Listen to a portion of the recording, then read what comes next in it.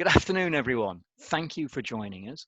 My name is James Collis. I'm the Regional Coordinator for Climate Income in Europe. And whilst I'm sat in the UK, I'm joined by my co-host in France.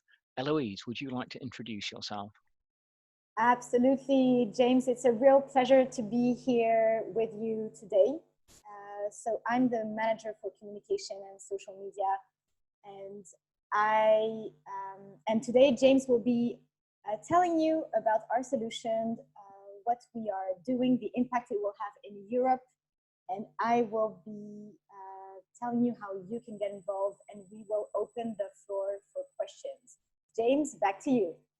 Okay, so basically we're really excited to be here because the data that we have from countries where this solution's been implemented is that when people are aware of the solution, 2 out of 3 people support it.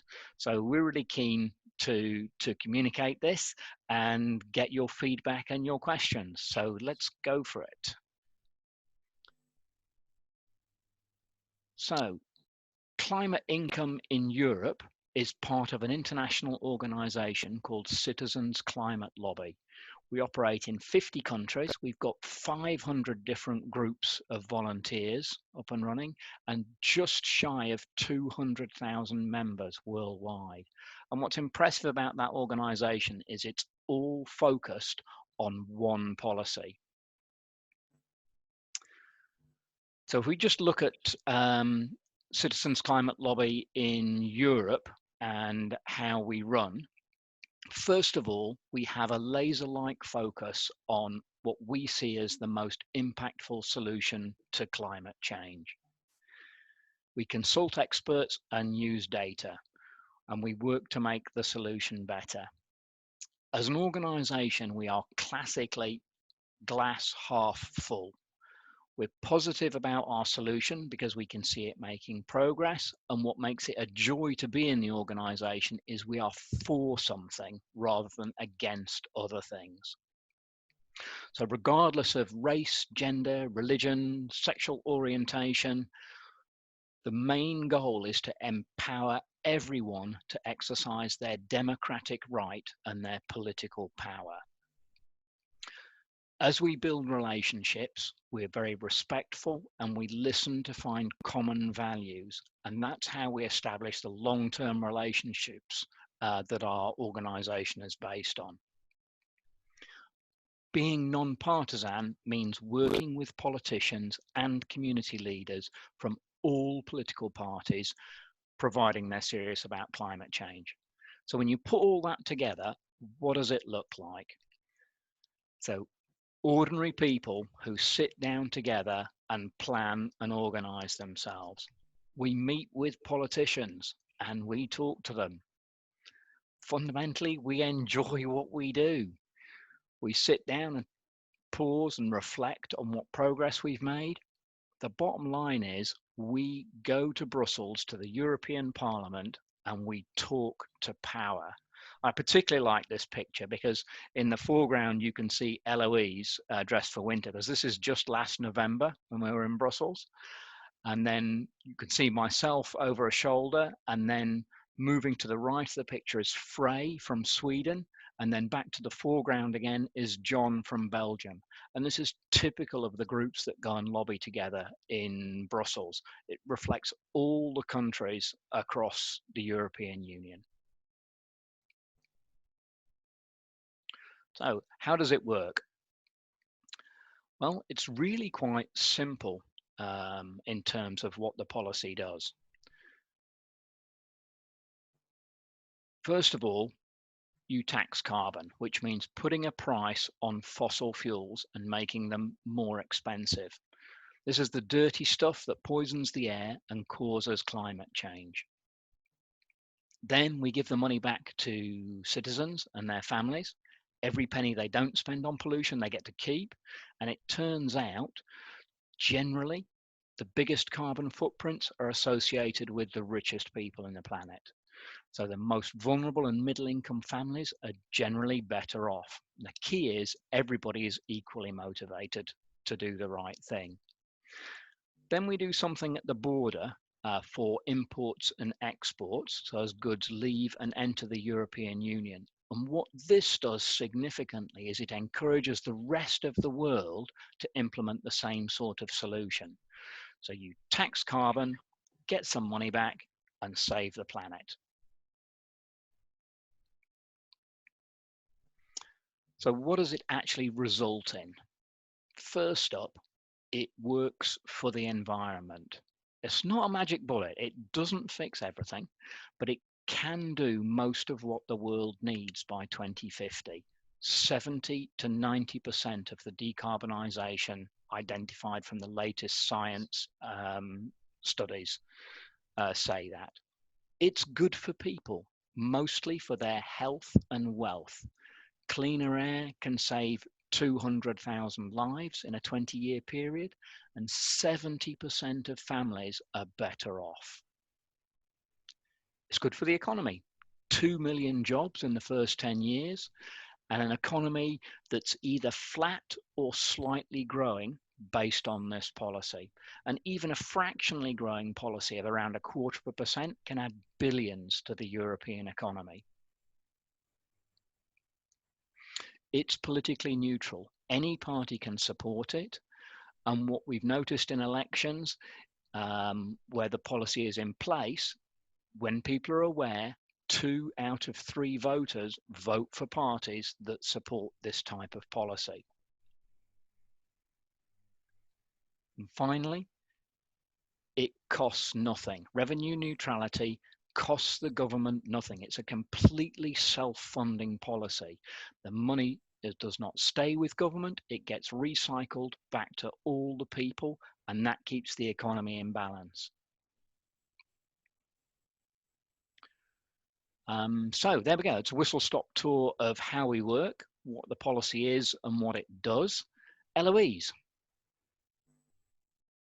Hey everyone again. So yeah, I really admire the ability that you have to explain this in very simple words. So now that you have an idea about how our solution works and what we've been doing here in Europe, let me deep dive into the different things you could do to help. So just to give you some context, right now is a great time to join because Europe is working on the Green New Deal, and it's pretty much still open in terms of the policies that will help achieve our goals.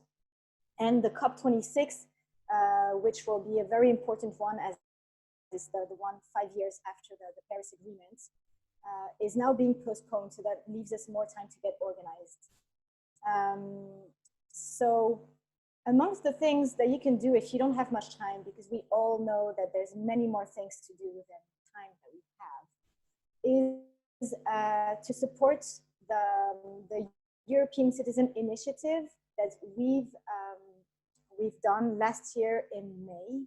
And what that does is that if we reach 1 million signatures, Europe will have to consider our policy legally.